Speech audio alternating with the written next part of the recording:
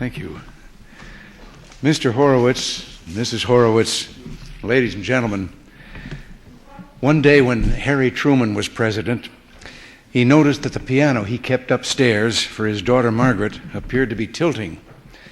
And when he looked more closely, he saw to his astonishment that one of the piano legs had actually gone through the floor.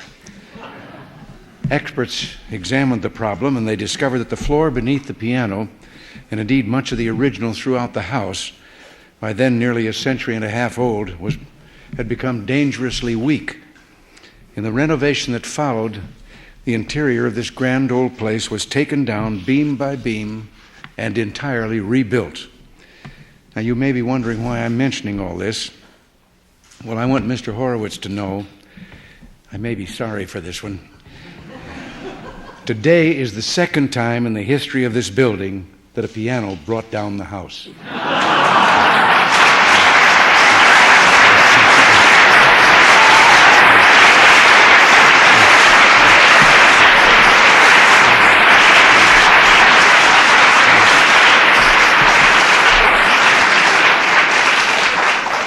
Born in the Ukraine in 1904, young Vladimir Horowitz studied at the Kiev Conservatory under Felix Blumenfeld, who in turn had been a pupil of Anton Rubinstein, absorbing the tradition of virtuoso performance that had reached greatness during the 19th century with such performers as Chopin and Liszt.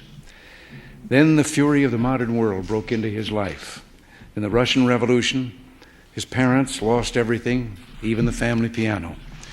His father was unable to find work, so Vladimir himself, still only 17 and painfully shy, was forced to begin performing in order to support his family.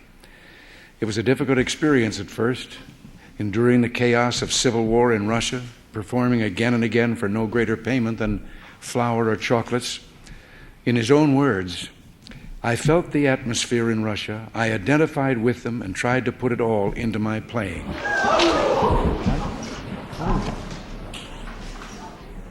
have to stop.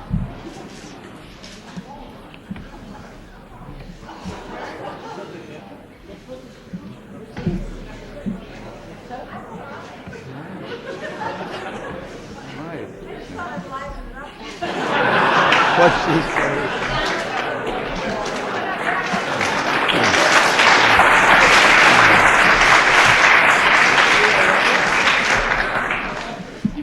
She brought down the house. Yes.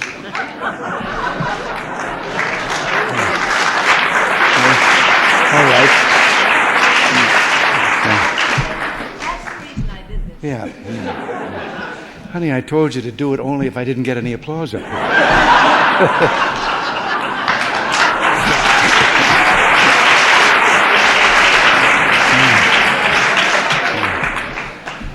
Well, where was I? Well, soon word began to spread that in Mr. Horowitz there was something special. In 1925, he left the Soviet Union, and in 1926, he gave his first performances in the West. At the end of that tour, all the world knew Mr. Horowitz was a master of technique, the greatest of our time. In depth of feeling, he was a genius. I've noted before that the conductor, Sir Thomas Beecham, jokingly remarked after a performance, "Really, Mr. Horowitz, you can't play like that. It shows the orchestra up." Well, during the many decades since, Vladimir Horowitz has continued to enrich the world.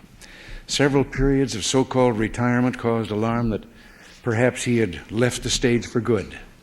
But Mr. Horowitz used those periods for long and intensive study, and each time when he returned, his stature was enhanced. As one critic stated of Mr. Horowitz's 1940 return, he returns to us as extraordinary a virtuoso as he ever was, but a far greater artist. It was just months ago that Mr. Horowitz staged perhaps the most triumphant return of his career, a return to the land of his birth. "I have never forgotten my Russia," he explained. "I remember the smells when the snow melts and the spring arrives. I had to go back."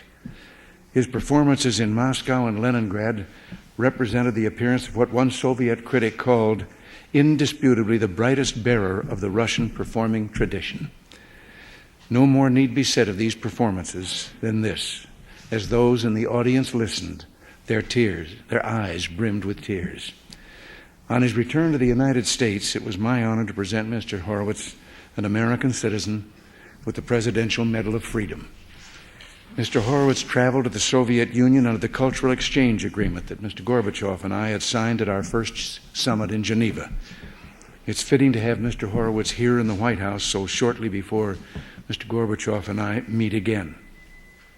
And in preparing for this meeting, I have found words of Mr. Horowitz's coming to mind. I am not a communist, he said, but I was brought up to seek the good. I hope that by playing in the Soviet Union, I will make the good better. Well, just so in going to Iceland, it's my fervent hope that we'll be able to strengthen the good in this world, peace and freedom that all of us here so deeply cherish. Mr. Horowitz, in coming here today, you've given us beauty, you've done us honor, and enriched the tradition of this grand old house. I thank you. And now, ladies and gentlemen, I'd like to invite you into the state dining room for refreshments, and Mr. and Mrs. Horowitz, Nancy and I will be joining you again very shortly.